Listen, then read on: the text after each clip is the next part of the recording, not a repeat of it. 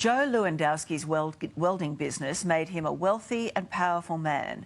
But some of his workers say he took advantage of that power and they were made to feel like slaves, working weekdays in his Brisbane factory, then weekends cleaning his $3 million mansion.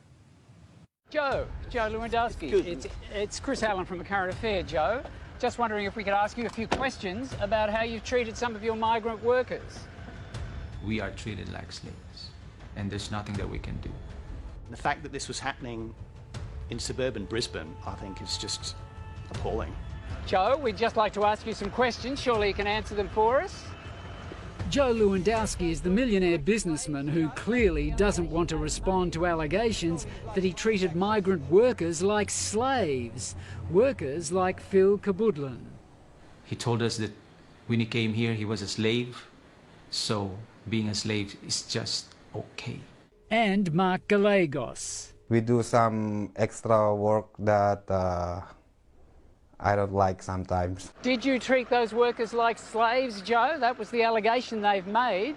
Surely you'd like to answer that question for us. Joe, you've nothing to tell us about this?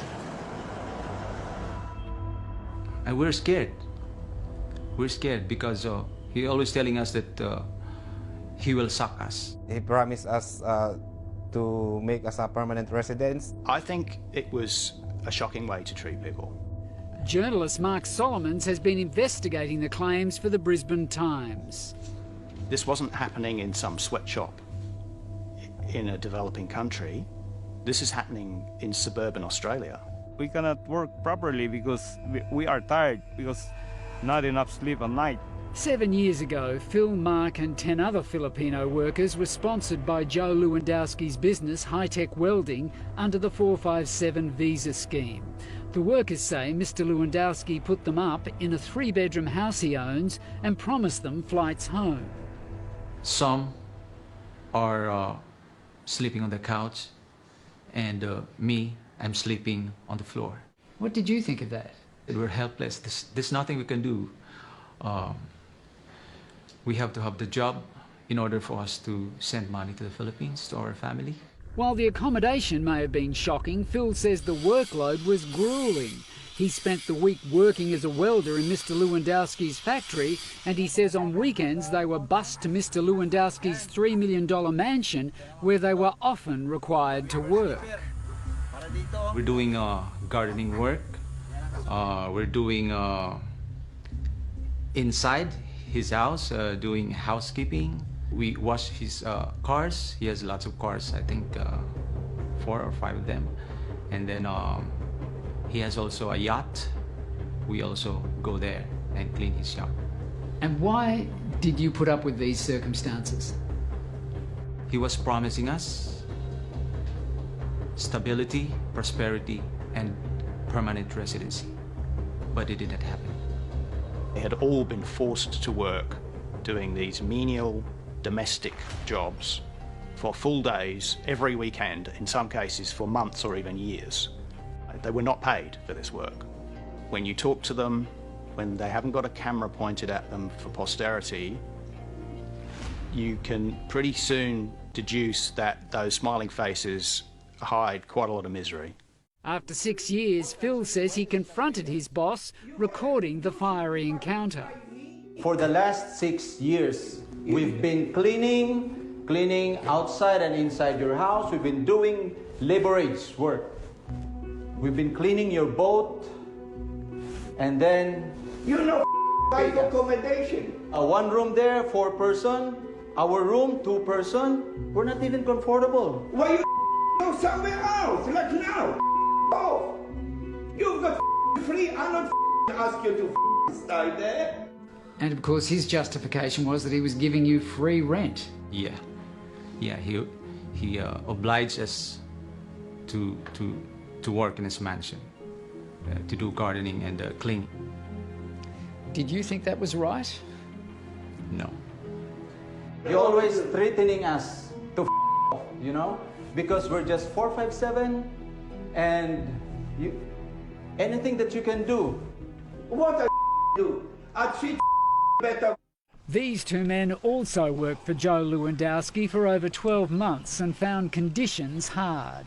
The boss told us to go in the big house and clean the house, clean everything, even the car, even the yachts, without pay. They're typically guys that don't make a fuss. They work hard. They are breadwinners for big extended families back home in the Philippines. They mostly don't have fantastic English. They don't understand the system in Australia, and they were just doing what they were told. Joe, you've left the back open from your car, mate. Remember when we caught up with Joe Lewandowski, he took off. Not long after, we see him, so pull up and try again. Oh, hang on, Joe, mate, you've just smashed into our car. Joe, come on, this is ridiculous, mate. All we want to do is ask you some questions. The last thing he wants to do is talk to us, that's for sure. Just lost a number plate here. According to the Border Force website, in 2016, high-tech welding was barred from the 457 visa program for 3 years, following complaints by workers and for failing to provide information to the Immigration Department. But Phil says the company got around the ban by arranging for a South Australian company to take over their sponsorship and pay part of their wages. He find a company that will hire us. So that's our sponsor. He paid that to give us a sponsor, but still we are working in high-tech. So essentially another company in South Australia, which you have nothing to do with, is paying your wages. Yeah. It's not licensed to provide labour hire services in Queensland, which is a legal requirement. A spokesperson from the Fair Work Ombudsman has confirmed they are now investigating the arrangement.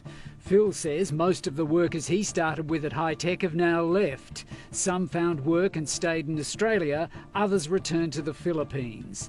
Phil says when he moved out of the house owned by Mr Lewandowski, he was bullied by the boss. He still wants us to clean in his mansion, and we refused, and he become even worse. It's just that I think the bullying started when we get... I'm not bullying you, listen. When we move out of... No. And this isn't the first time we've heard Mr Lewandowski make a lot of noise. 5 years ago, we reported on complaints from Mr Lewandowski's neighbours that he made their life hell screaming up and down local streets in his Lamborghini and playing music loud late at night. It's 10:40 and this guy just started his music. It's pure hell for the neighbours. Probably they're jealous. I have a Lamborghini, they're jealous. Well, they say you play your music, bad 70s music, really late at night. Oh, you don't know the story. We were there inside, and we know about the complaint of the neighbours. Phil has taken his case to Fair Work and is hoping he'll get paid for the hours he spent working at Mr Lewandowski's mansion. Makes me angry. Why? Why it happened to me? What would you like to see happen now? I hope that Australia will give justice to me.